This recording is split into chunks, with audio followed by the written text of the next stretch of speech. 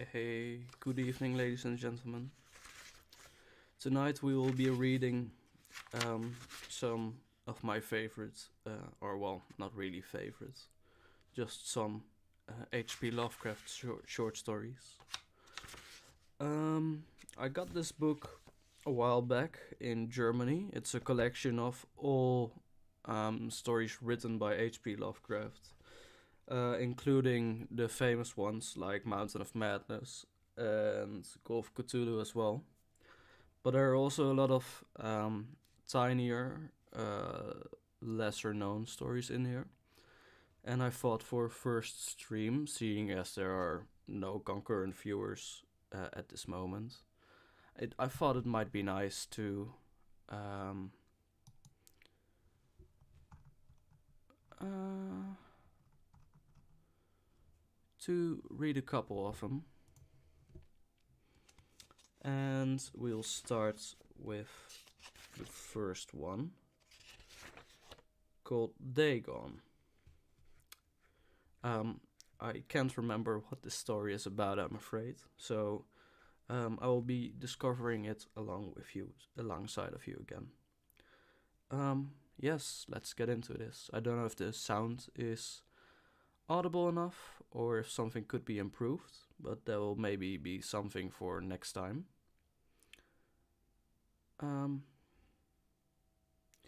I am writing this under an appreciable mental strain, since by tonight I shall be no more, penniless and at the end of my supply of the drug which alone makes life endurable. I can bear the torture no longer, and shall cast myself from this garret window into the squalid street below. Do not think from my slavery to morphine that I am a weakling or a degenerate.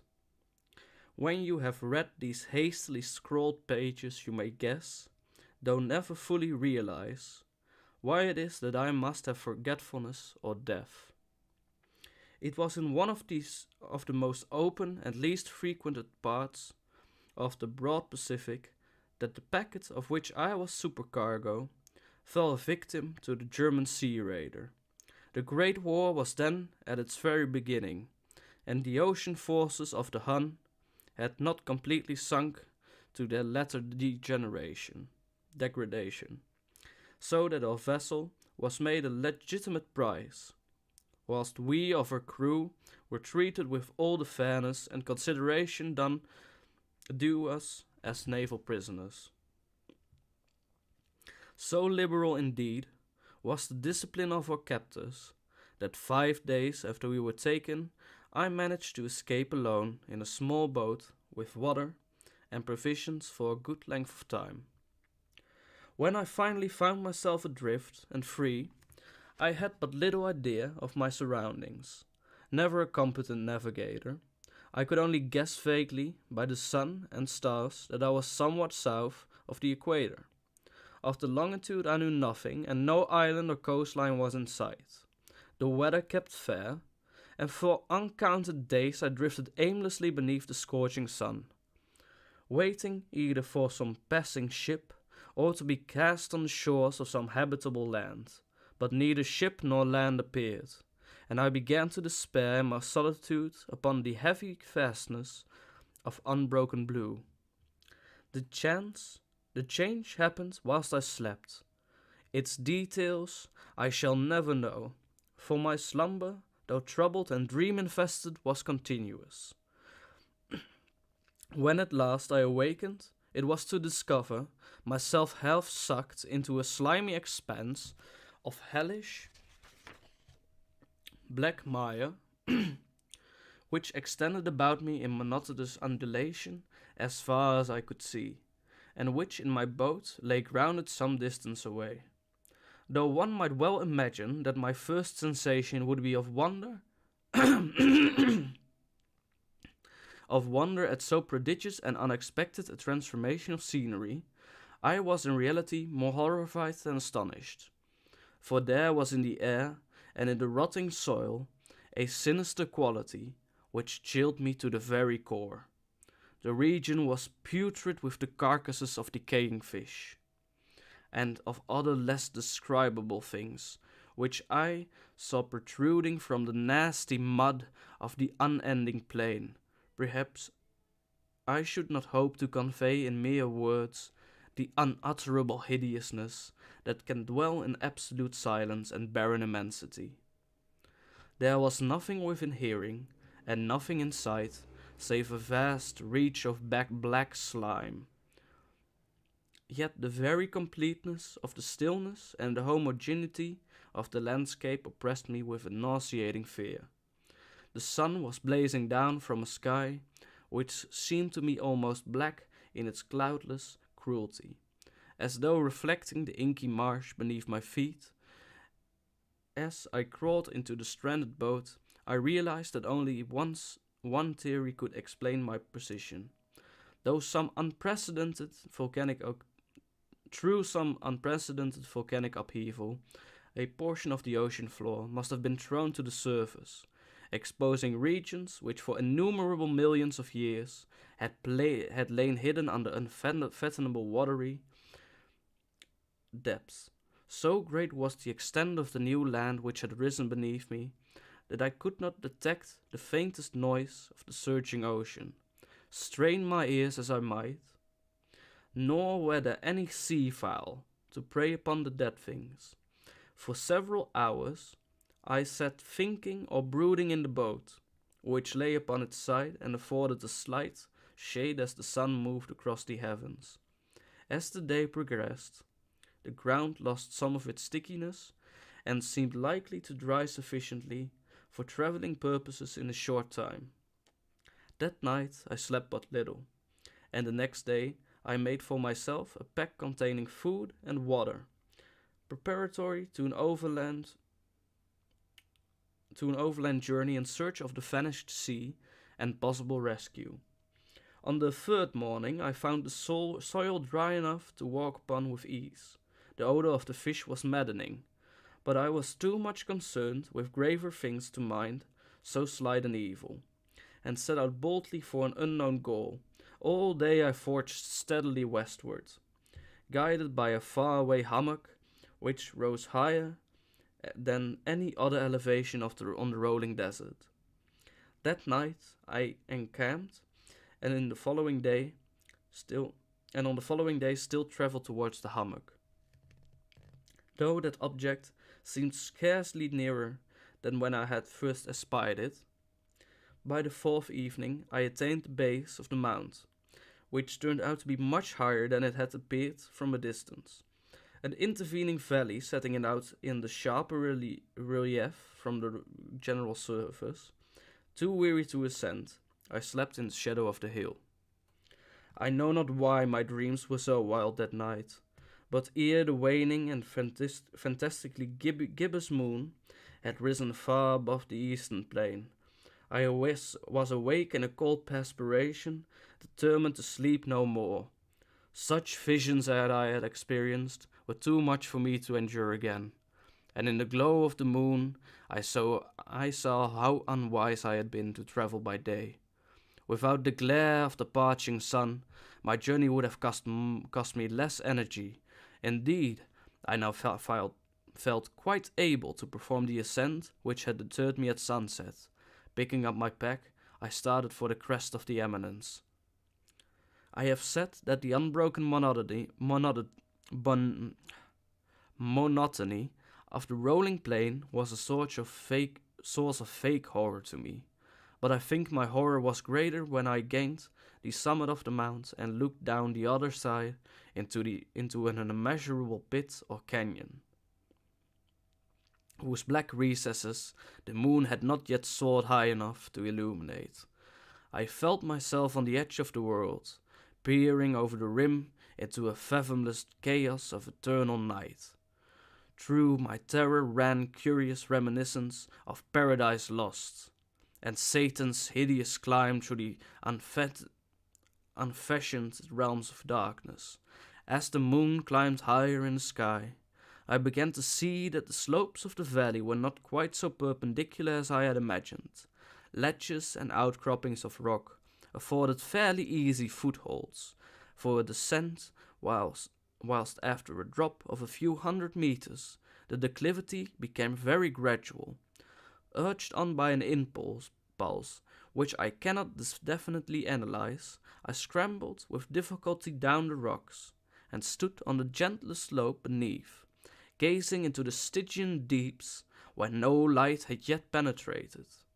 All at once my attention was captured by a vast and singular object on the opposite slope, which rose steeply about 100 yards ahead of me.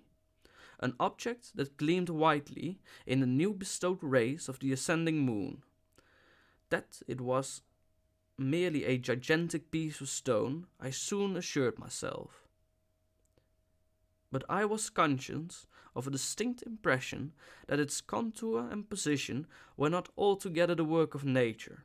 A closer scrutiny filled me with sensations I cannot express, for despite its enormous magnitude and its position in an abyss, which had yawned at the bottom of the sea since the world was young, I perceived beyond doubt that the strange object was a well-shaped monolith, whose massive bulk had known the worship and perhaps the workmanship and perhaps the worship of living and thinking things.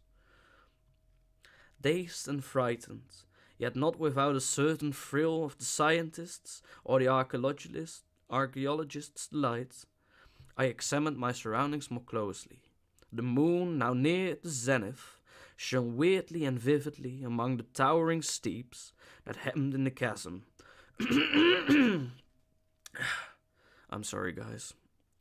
Yeah, bit of the, well, not corona, but bit of the coof.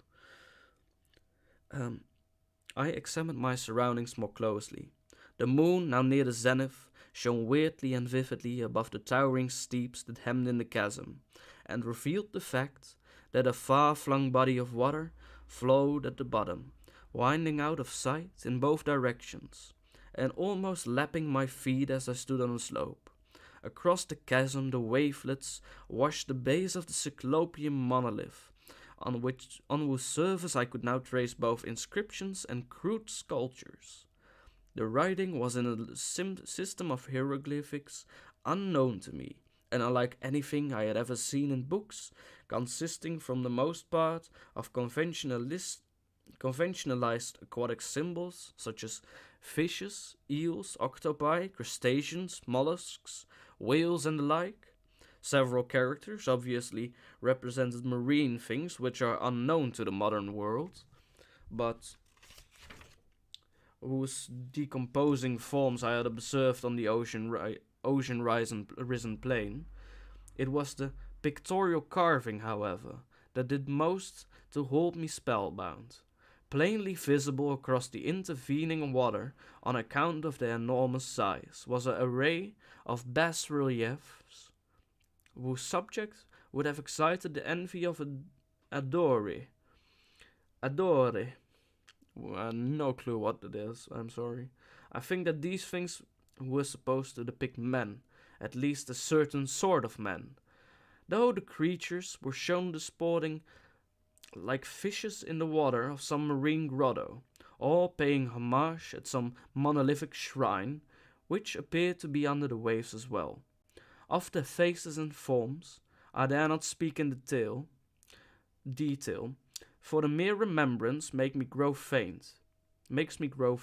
Grotesque beyond the imagination of a Poe or a Bulwer, they were damnably human in general outline, despite webbed hands and feet. Shockingly wide and flabby, lips, glassy, bulging eyes, and other features less pleasant to recall. Curiously enough, they seem to have been chiseled badly out of proportion with their scenic background, for one of the creatures was shown in the act of killing a whale, represented as a but little larger than himself. I remarked, as I say, their grotesqueness and strange size, but in a moment I decided that they were merely the imaginary gods of some primitive fishing or seafaring tribe. Some tribe whose last descendant had perished eras before the first ancestor of the Piltdown or Neanderthal man was born. Awestruck at this unexpected glimpse into the past beyond the conception of the most daring anthropologist, I stood musing while the moon cast query reflections on the silent channel before me. Then suddenly I saw it, with only a slight churning to mark its rise to the surface. The thing slid into view above the dark waters. Vast, Polyphemus-like and loathsome, it darted like a stupendous monster of nightmares to the monolith, about which it flung its gigantic scaly arms, the while it bowed its hideous head and gave vent to certain measured sounds. I think I went mad then. Of my frantic ascent of the slope and cliff, and of my delirious journey back to the stranded boat I remember little. I believed I sang a great deal, and laughed oddly when I was unable to sing. I have indistinct recollections of a great storm, some time after I reached the boat, and at any rate I know that I heard peals of thunder and other tones that which nature utters only in her wildest moods. When I came out of the shadows I was in a San Francisco hospital, brought thither by a captain of the American ship which had picked up my boat in the mid-ocean. In my delirium I had said much, but found that my words had been given scant attention. Of any land upheaval in the Pacific, my rescuers knew nothing, nor did I deem it necessary to insist upon a thing which I knew they could not believe. Once I sought out a celebrated ethnologist, and amused him with peculiar questions regarding the ancient Philistine legend of Dagon, the fish god. But soon perceiving that he was hopelessly conventional, I did not press my inquiries. It is at night, especially when the moon is gibbous and waning, that I see the thing. I tried morphine, but the drug has given me only transient surcease, and has drawn me into its clutches as a hopeless slave. So now I am to end it all, having written a full account for the information of the contemptuous amusement of my fellow men. Often I ask myself if it could not all have been a pure phantasm, a mere freak of fever as I lay sun-stricken and raving in an open boat after my escape from the German man of war. This I ask myself, but ever does there come before me a hideously vivid vision in reply. I cannot think of the deep sea without shuddering at the nameless things that may at this very moment be crawling and floundering on its slimy bed, worshipping their ancient stone idols, and carving their own detestable likenesses on submarine obelisks of water-soaked granite. I dream of a day when they may rise above the billows, to drag down in their reeking talons the remnants of puny war-exhausted mankind. Of a day when the land shall sink, and the dark ocean floor shall ascend amid universal pandemonium. The end is near. I hear a noise at the door, as of some immense slippery body lumbering against it. It shall not find me. God, that hand! The window! The window! And there it ends. Honestly, it's a very good story to start off with. It captures Lovecraft's essence pretty well. The fear of the unknowable. Did I just stop my stream? I don't think so. I hope not. Did I stop my stream? I might have stopped my stream.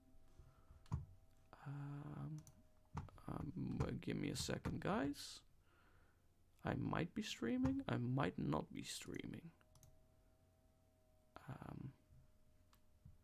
No, I'm still streaming. Okay, that's good. Not that anyone is watching anyway. Yeah, it's a good Lovecraft story. It shows you the fear of the unknowable, basically. It's too hideous to comprehend. But you'll see that as I read more of these stories, he's a bit of a one-trick pony. And not nearly all of his stories are as well written.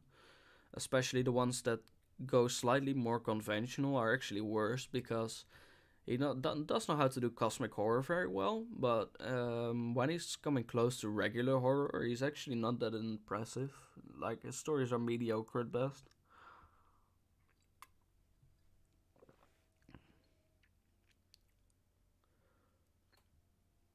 I'm drinking some coffee right now. Um, might also take a little break. And then we'll read the statement of Randolph Carter. I again can't remember what this is about, but we'll soon find out. Um, also, sorry if you're listening to this later. For my coughing, I don't have corona, but there is something uh,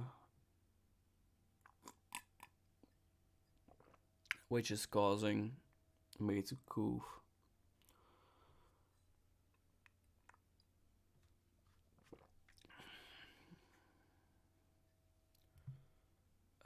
Okay, gonna take a real quick break. Be right back, guys.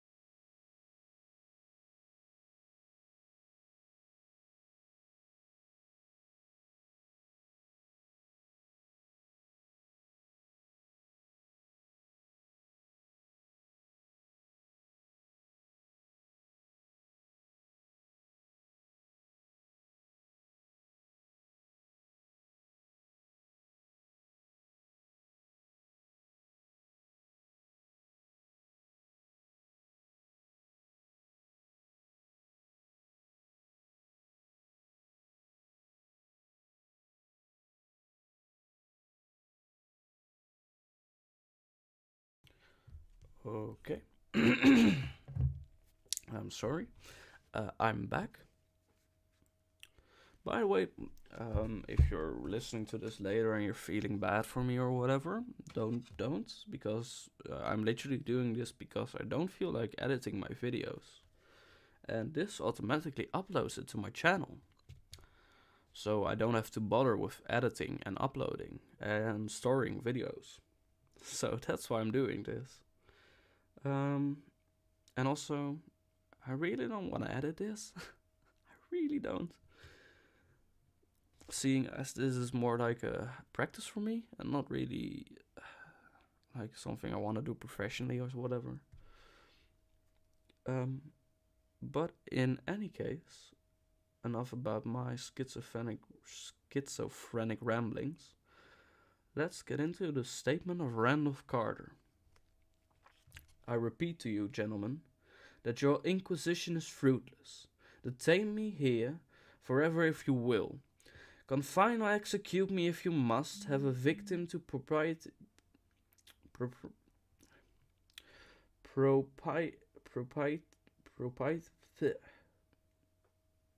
If you must have a victim to propitiate. Propitiate. I do not know what this word means. The illusion you call justice. But I can say no more than I have said already. Everything that I can remember, I have told you with a perfect candor. Nothing has been distorted or conceded, and if anything remains vague, it is only because of the dark cloud which has come over my mind. That cloud and the nebulous nature of the horrors which brought it upon me. Again I say I do not know what has become of Harley Warren. Though I think, almost hope he is in peaceful oblivion, if there be anywhere so blessed a thing. It is true that I have for 5 years been his closest friend, and a partial sharer of his terrible researches into the unknown. I will not deny that though my memory is uncertain and indistinct, that this witness of yours may have seen us together, as he says, on the Gainesville Pike, walking towards Big Cypress Swamp at 11:30 on that awful night, that we bore electric lanterns, spades, and a curious coil of wire with attached instruments. I will even affirm, for these things all played a part in the single hideous scene which remains burned into my shaken recollection, but of what followed, and of the reason I was found alone and dazed on the edge of the swamp next to morning, I must insist that I know nothing save what I have told you over and over again. You say to me that there is nothing in the swamp or near it which could form the setting of that frightful episode. I reply that I knew nothing beyond what I saw. Vision or nightmare it may have been. Vision or nightmare I fervently hope it was. Yet it is all that my mind retains of what took place in those shocking hours after we left the sight of men, and why Harley Warren did not return, he or his shade, or some nameless thing I cannot describe, alone can tell. As I have said before, the weird studies of Harley Warren were well known to me, and to some extent shared by me. Of his vast collection of strange, rare books on forbidden subjects, I have read all that are written in the languages of which I am master, but there are few compared with those in languages I cannot understand. Most, I believe, are in Arabic, and the fiend-inspired book which brought on the end, the book which he carried in his pocket out of the world, was written in characters whose like I never saw anywhere else. Warren would never tell me just what was in that book. As to the nature of our studies, must I say again that I no longer retain full comprehension? It seems to me rather merciful that I do not, for they were terrible studies, which I pursued more through reluctant fascination than through actual inclination. Warren always dominated me, and sometimes I feared him. I remember how I shuddered at his facial expression on the night before the awful happening, when he talked so incessantly of his theory, why certain corpses never decay, but rest firm and fat in their tombs for 1,000 years. But I do not fear him now, for I suspect that he has known horrors beyond my ken. Now I fear for him. Once more I say that I have no clear idea of a object on that night. Certainly it had much to do with something on the book which Warren carried with him. That ancient book in undecipherable characters, which had come to him from India a month before. But I swear I do not know what it was that we expected to find. Your witness says he saw us at 11:30 on the Gainesville Pike, headed for Big Cypress Swamp. This is probably true, but I have no distinct memory of it. The picture seared into my soul is of one scene only, and the hour must have been long after midnight, for a waning crescent moon was high in the vaporous heavens. The place was an ancient cemetery, so ancient that I trembled at the manifold signs of immemorial years. It was in a deep, damp hollow, overgrown with rank moss and curious creeping weeds, and filled with a vague stench which my idle fancy associated absurdly with rotting stone. On every hand were the signs of neglect and decrepitude, and I seemed haunted by the notion that Warren and I were the first living creatures to invade the lethal silence of centuries. Over the valley's rim one waning crescent moon peered through the noisome vapors that seemed to emanate from unheard catacombs, and by its feeble, wavering beams I could distinguish a repellent array of antique slabs, urns, cenotaphs, and mausoleum facades, all crumbling, moss-grown, and moisture-stained, and partly concealed by the gross luxuriance of the unhealthy vegetation. My first vivid impression of my own presence in this terrible necropolis concerns the act of pausing with Warren before a certain half-obliterated sepulchre, and of throwing down some burdens which we seemed to have been carrying. I now observed I had with me an electric lantern and 2 spades, whilst my companion was supplied with a similar lantern and a portable telephone outfit. No word was uttered, for the spot and the task seemed known to us, and without delay we seized up spades and commenced to clear away the grass, weeds, and drifted earth from the flat, archaic mortuary. After uncovering the entire surface, which consisted of 3 immense granite slabs, we stepped back some distance to survey the charnel scene, and Warren appeared to make some mental calculations. Then he returned to the sepulchre, and using his spade as a lever, sought to pry up the slab lying nearest to a stony ruin which may have been a monument in its day. He did not succeed, and motioned to me to come to his assistance. Finally, our combined strength loosened the stone, which we raised and tipped to one side. The removal of the slab revealed a black aperture, from which rushed an effluviance of miasmal gases so nauseous that we started back in horror. After an interval, however, we approached the pit again, and found the exhalation less unbearable. All lanterns disclosed the top of a flight of stone steps, dripping with some detestable ichor of the inner earth,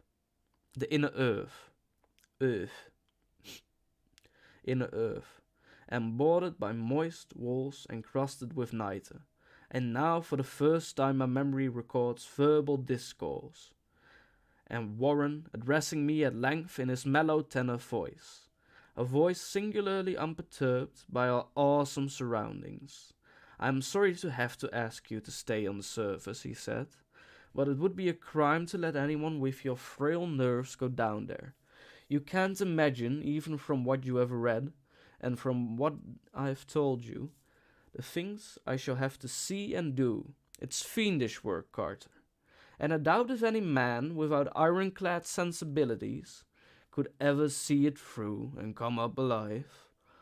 and saying, I don't wish to offend you, and heavens knows I'd be glad enough to have you with me, but the responsibility is in a certain sense mine, and I couldn't drag a bundle of nerves like you down to probably death or madness.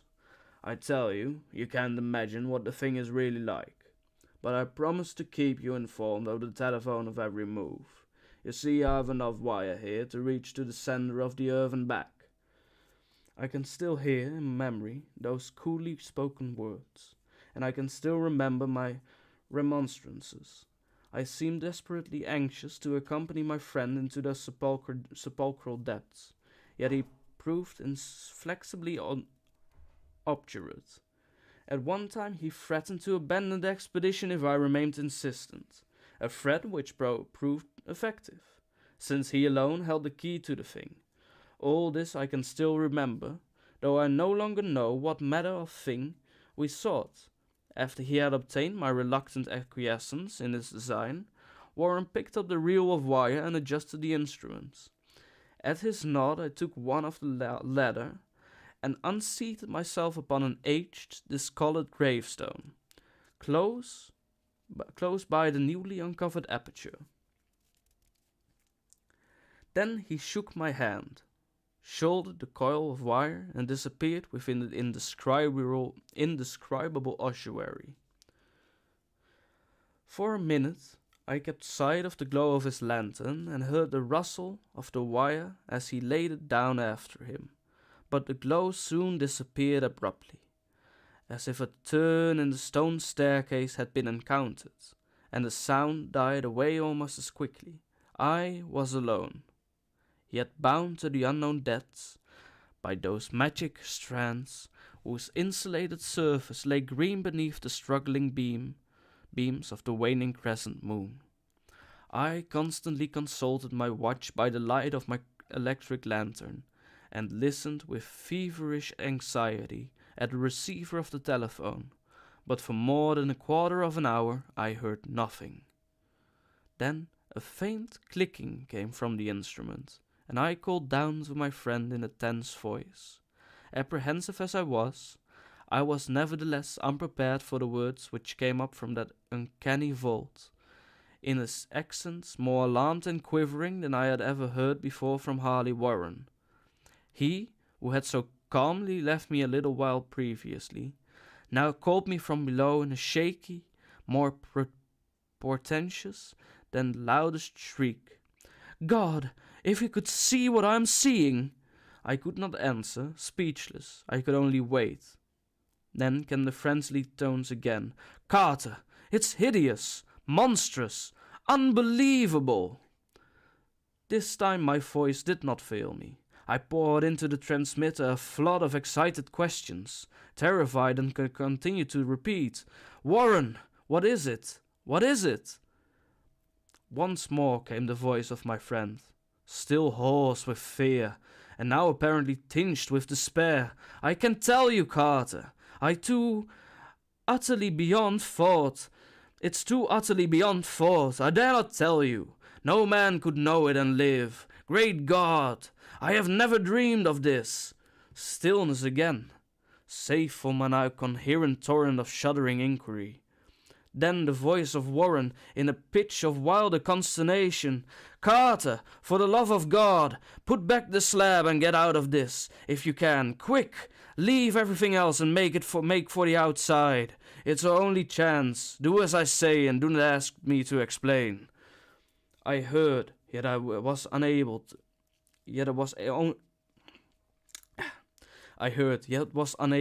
Was able only to repeat my frantic questions. Around me were the tombs and the darkness and the shadows. Below me, some peril beyond the radius of the human imagination. But my friend was in greater danger than I, and though my fear, I felt vague resentment that he should deem me capable of deserting him under such circumstances. More clicking, and after a pause, a piteous cry from Warren. Beat it! For God's sake! Put back the slab and beat it, Carter! Something in the boyish slang of my evidently stricken companion unleashed my faculties. I formed and shouted a resolution. "Warren, raise up! I'm coming down!" But at this offer the tone of my auditor changed to a scream of utter despair. "Don't! You can't understand, it's too late, and my own fault. Put back the slab and run. There's nothing else you or anyone can do now." The tone changed again, this time acquiring a softer quality, as of hopeless resignation, rather remained tense through anxiety for me. "Quick, before it's too late." I tried not to heed him, tried to break through the paralysis which held me, and to fulfill my vow to rush down to his aid. But his next whisper found me still held inert in the chains of stark horror. "Carter, hurry. It's no use. You must go. Better one than two. The slab." A pause, more clicking. Then the faint voice of Warren. Nearly over now. Don't make it harder. Cover up those damned steps and run for your life. You're losing time. So long. Carter. Won't see you again." Here Warren's whisper swelled into a cry that gradually rose to a shriek, fraught with all the horrors of the ages.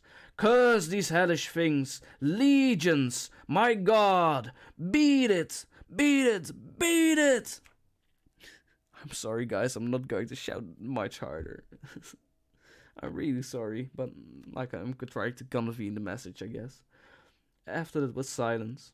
I know not how many interminable eons I sat stupefied, whispering, muttering, calling, screaming into the telephone.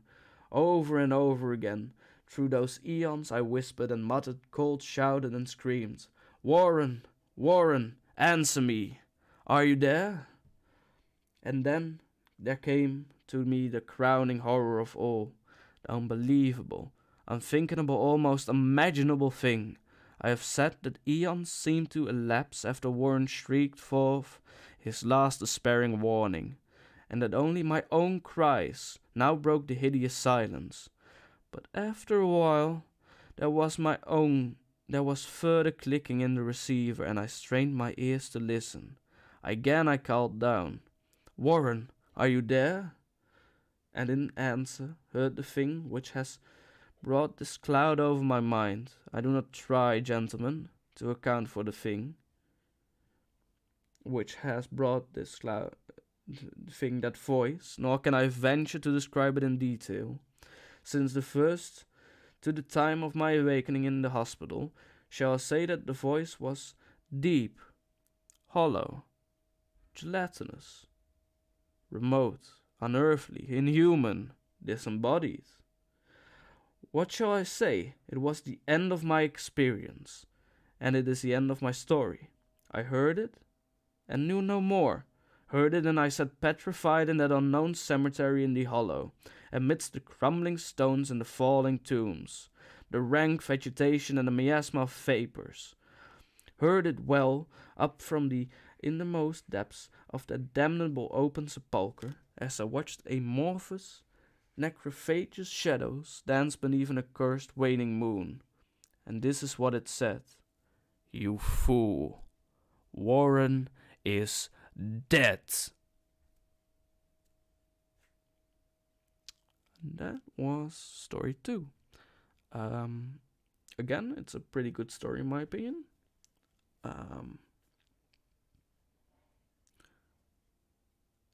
But again, he does know how to do cosmic horror well. He describes legions, and it's all you all have to imagine the horror. You can't. He doesn't spell it out for you, and that makes it work. Because if horror needs to be spelled out for you, like you see 2 zombies, and you can imagine, oh yeah, they're just 2 zombies, right? But this is an indescribable thing. It's not even a zombie. It's a dead thing with legions or something. And that's what makes it a lot more powerful, in my opinion. And that's why I kind of like his writing style. He does use a lot of fancy words most of the time, but I think that's mostly due to the time period it was written in. Um, he does have a wide vocabulary as well, which I think really helps him to describe the scenes better, because he's talking about sepulcher, ossuary, necropolis,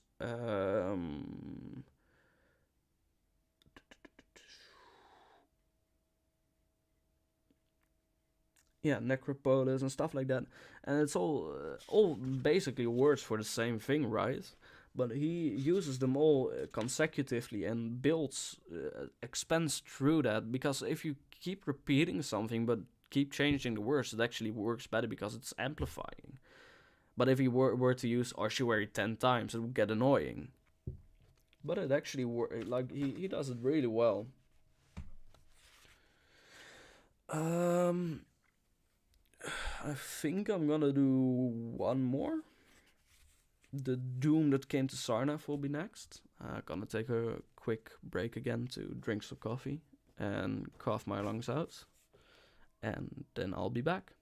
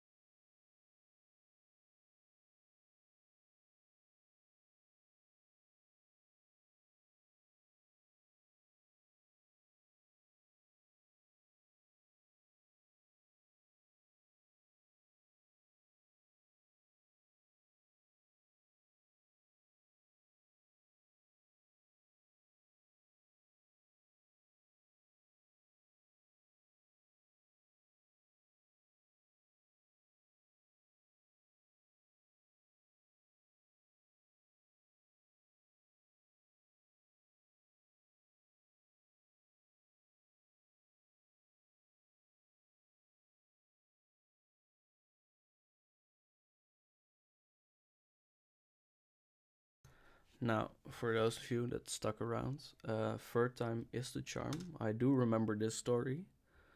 Um, it's interesting. It's kind of really the first one with a bit of, like Dagon hinted at, the kind of Cthulhu mythos thingy, but Doom Against the Sarnath really has some imagery that fits the universe really well. Um, yeah, let's read the Doom That Came to Sarnath. There, there is in the land of Mnar a vast still lake that is fed by no streams, and out of which no streams flows. 10,000 years ago there stood by its shore the mighty city of Sarnath. But Sarnath stands there no more. It is told that in the immemorial years when the world was young, before even the man of Sarnath came to the land of Mnar, another city stood by the lake, the grey stone city of Ib, which was old as the lake itself, and peopled with beings not pleasing to behold.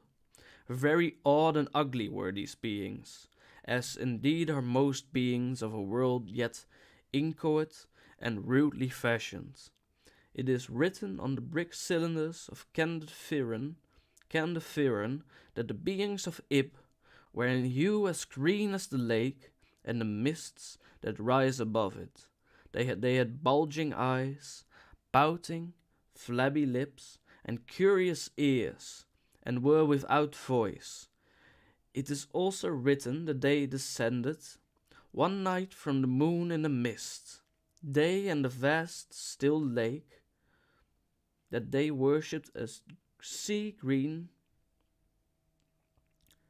and that they and the vast green lake and the greystone city of Ib. However this may be, it is certain that they worshipped a sea green stone idol chiseled in the likeness of Bokruk, the great water lizard, before which they danced horribly when the moon was great was gibbous. Oh, we're having a gibbous moon again. And it is written in the papyrus of Ilnarak that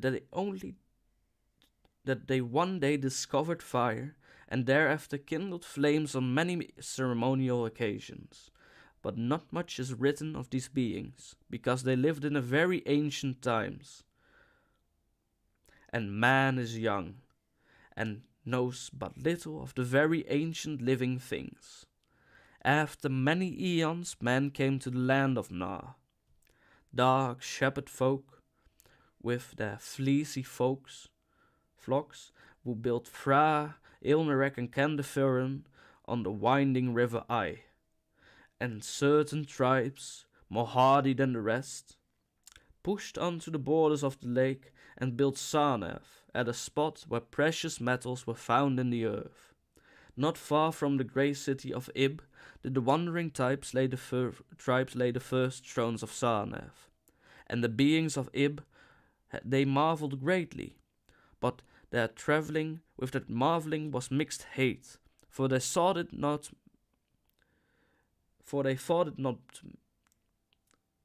meet that beings of such aspect should walk. For they thought it not meet. I'm sorry, I do not know. That's actually something I'm not familiar with. For they thought it not meet that beings of such aspect should walk about the earth of men at dusk. Nor did they like the strange sculptures upon the great monoliths of Ib, for those sculptures lingered so late in the world, even until the coming men none can tell.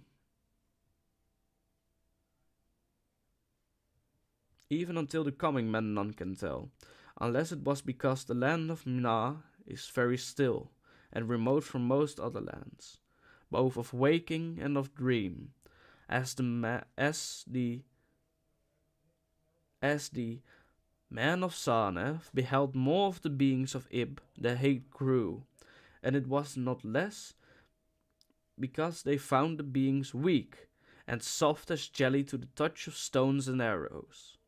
So one day the young warriors, the slingers, the spearmen, and the bowmen, marched against Ib and slew all the inhabitants thereof, pushing the queer bodies into the lake with long spears, because they did not wish to touch them, and because they did not like the grey sculptured monoliths of Ib, they cast these also into the lake, wondering from the greatness of the labour, however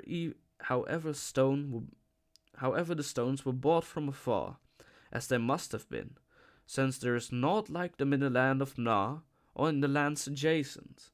Thus of the very ancient city of Ib was nothing spared, save the sea-green stone idol chiseled in the likeness of Bokruk, the water lizard. This the young warriors took back with them as a symbol of conquest over the old gods and beings of Ib, and as a sign of leadership in Na. But on the night after it was set up in the temple, a terrible thing must have happened, for weird lights were seen over the lake, and in the morning the people found the idol gone, and the high priest Tadaran Ish lying dead, as from some fear unspeakable, and before he died, Taranish had scrawled upon the altar chrysolith, with coarsely shaky strokes, the signs of doom. After Taran Ish, there were many high priests in Sarnath, but never was the sea green stone idol found, and many centuries came and went, wherein Sarnath prospered exceedingly, so that the only priest and only women remembered, so that only priests and old women remembered that what Terran Ish had scrawled upon the altar of Chrysalith. Betwixt Sarnath and the city of Ilmerek arose a caravan route, and the precious metals from the earth were exchanged for other metals and rare clothes, and jewels and books, and tools for artifices, and all the things of luxury that are known to the people who dwell along the winding river Ai, and beyond. So Sarnath waxed mighty and learned and beautiful, and sent forth conquering armies to subdue the neighboring cities, and in time there sate upon a throne in Sarnath the kings of all the land of Na, and of many lands adjacent. The wonder of the world and the pride of all mankind was Sarnath, the magnificent. Of polished desert quarried marble were its walls, in height 300 cubits, and in breadth 75, so that chariots might pass each other as men drove them along the top. For full 500 stadia did they run, being opened only on the side toward the lake, where the green stone sea wall kept back the waves that rose oddly once a year at the festival of the destroying of Ib. In Sarnath were 50 streets, from the lake to the gates of the caravans, and 50 more intersecting them. With onyx were they paved, save those whereon the horses and camels and elephants trod, which were paved with granite. And the gates of Sarnath were as many as the landward ends of the streets, each of bronze and flanked by the figures of lions and elephants carven from some stone no longer known among men. The houses of Sarnath were of glazed brick and chalcedony, each having its walled garden and crystal lakelet. With strange art were they builded, for no other city had houses like them, and travelled from Tra and Ilnerek and Kenderethon, marvelled at the shining domes wherewith they were surmounted. But more marvellous still were the palaces and the temples, and the gardens made by Zokar the Olden King. There were many palaces, the last of which were mightier than any in Fra, or Ilnerek, or Kenderethon.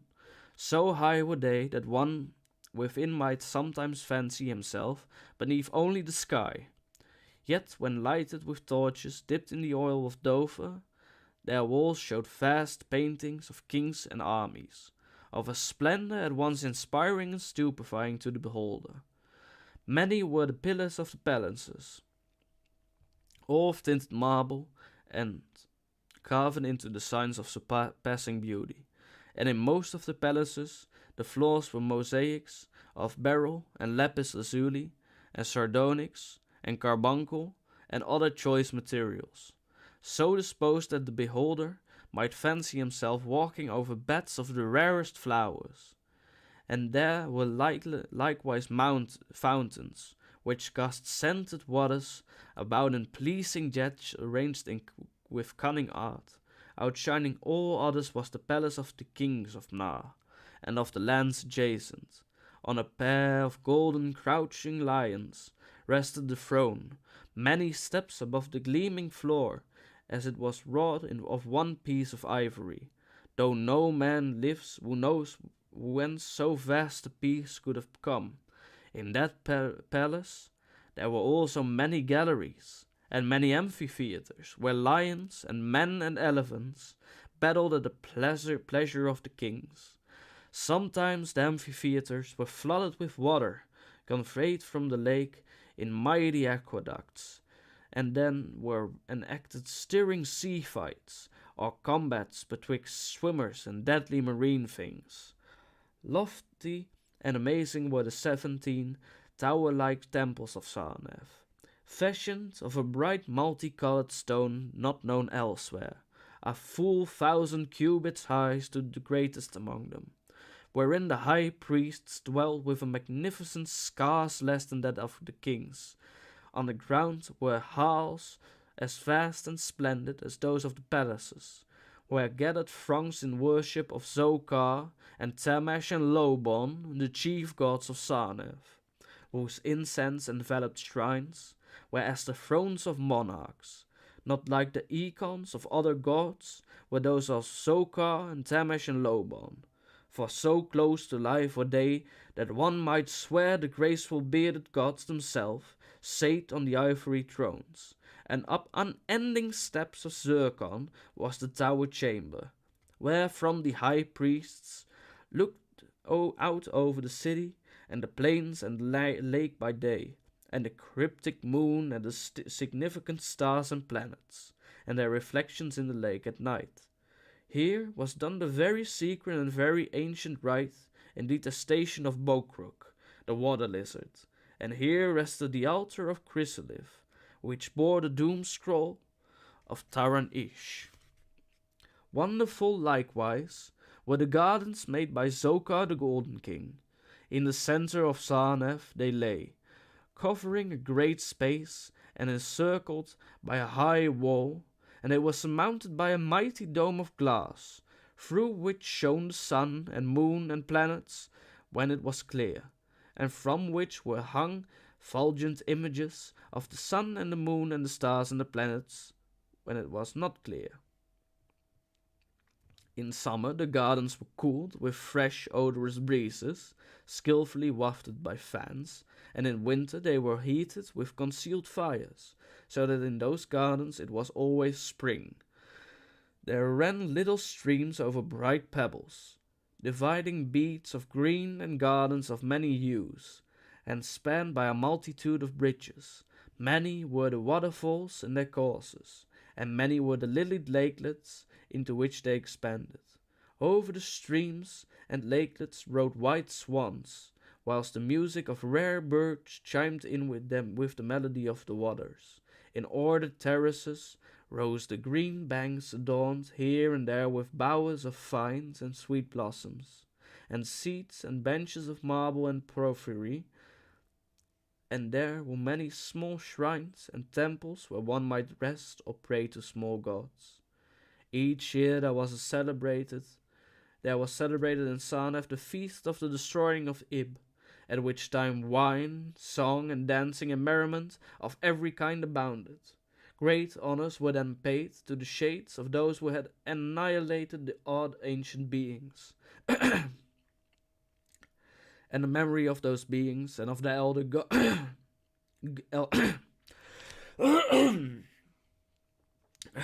and of the elder gods was derided by dancers and lutanists crowned with roses from the gardens of Zocar, and the kings would look out over the lake and curse the bones of the dead that lay beneath it. At first the high priests liked not these festivals, for there had descended among them queer tales of how the sea-green icon had vanished, and how Taran Ish had died from fear and left a warning, and they said that from their high tower they sometimes saw lights beneath the waters of the lake. But as many years had passed without a calamity, even the priests laughed and cursed and joined in the orgies of the feasters. Indeed, had they not themselves in their high tower often performed the very ancient and secret rite and detestation of Bokruk the water lizard, and 1,000 years of riches and delight had passed over Sarnath, wonder of the world. Gorgeous beyond thought was the feast of the 1,000th year of the destroying of Ib.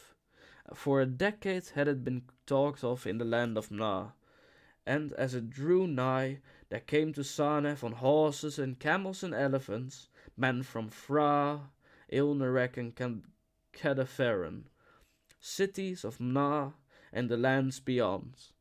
Before the marble walls on the appointed night were pitched the pavilions of princes and the tents of travellers. Within his banquet hall reclined Nages High, the king, drunken with ancient wine from the vaults of conquered Pnoth, and surrounded by feasting nobles and hurrying slaves. There were eaten many strange delicacies at that feast. Peacocks from the distant hills of Implan, heels of camels from the Benasnic desert, nuts and spices from Cedefrian groves, and pearls from a wave-washed Methal, dissolved in the vinegar of Fra. Of sauces there were an untold number, prepared by the subtlest cooks in all Manah, and suited to the palate of every feaster.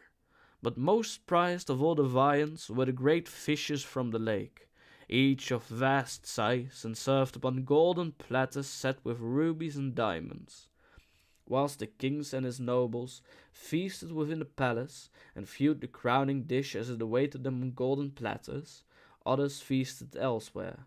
In the tower of the great temple the priest held revels, and in pavilions without the walls the princes of neighboring lands made merry. And it was the high priest Kanaika who first saw the shadows that ascended from the gibbous moon into the lake, and the damnable green mists that arose from the lake to meet the moon and to shroud in a sinister haze the towers and the domes of fated Sarnath.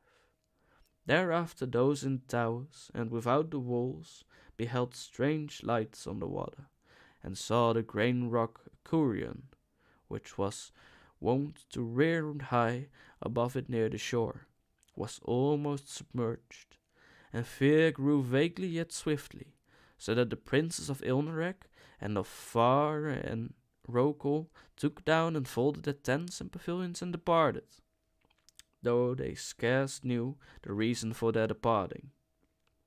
Then, close to the hour of midnight, all the bronze gates of Sarnath burst open, and emptied forth a frenzied throng that blackened the plains, so that all the visiting priests and travellers fled away in fright. For on the faces of this throng was writ a madness born of horror and unendurable, and on their tongues were words so terrible that no hearer paused for proof.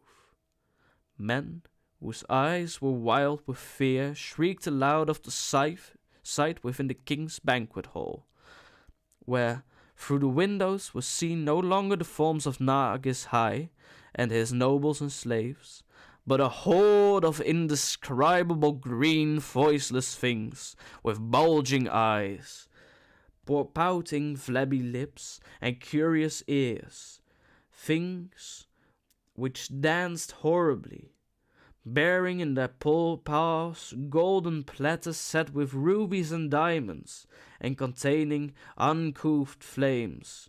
And the flame princes and travellers, as they fled from the doomed city of Sarnath on horses and camels and elephants, looked again upon the mist-begetting lake, and saw the grey rock Acusion was quite submerged. Through all the land of Mna and the land adjacent spread the tale of those who had fled from Sarnath, and caravans sought the accursed city and its precious metals no more. It was long ere any traveller went thither, and even then only the brave and adventurous young of yellow hair and blue eyes, based, who are no kin to the man of Mna. These men indeed went to the lake to view Sarnath, but though they found the vast still lake itself, and the grey rock Acurion, which rears high above it near the shore, they beheld not the wonder of the world and pride of all mankind, where once had risen walls of 300 cubits and towers yet higher, now stretched only the marshy shore, and where once had dwelt 50 million men, now crawled the detestable water lizard. Not even the mines of precious metal remained. Doom had come to Sarnath. But half buried in the rushes was spied a curious green idol, an exceedingly ancient idol chiseled in the likeness of Bokrook, the great water lizard. That idol, enshrined in the high temple at Ilnarek, was subsequently worshipped beneath the gibbous moon throughout the land of Mna. Ooh. Okay, been going for an hour now. Um,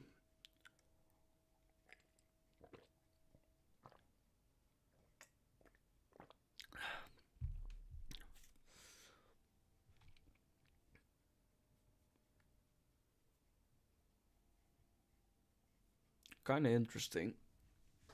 Like,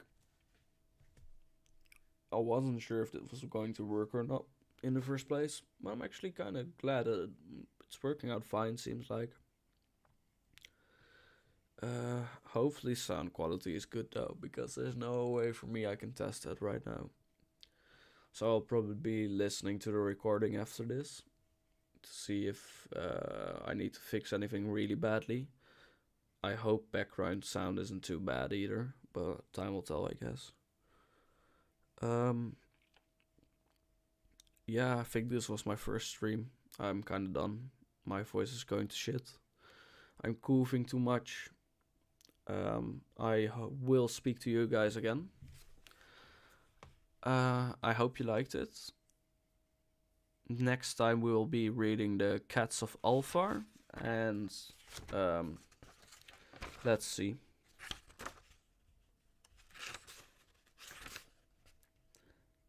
Cats of Alfar and the Nameless City. We'll do 2. Because Herbert West Reanimator is a long one. And I don't feel like doing that one. Actually, I might just skip that one. It's not that good anyway. I might also do the music of Eric Zahn, if anyone's familiar with that. And if everyone ever listens to this. Yeah. I want to thank you all for listening. If you listen to this at any point. Even if you already clicked off the video at this point, still thank you. See you guys next time. Bye bye.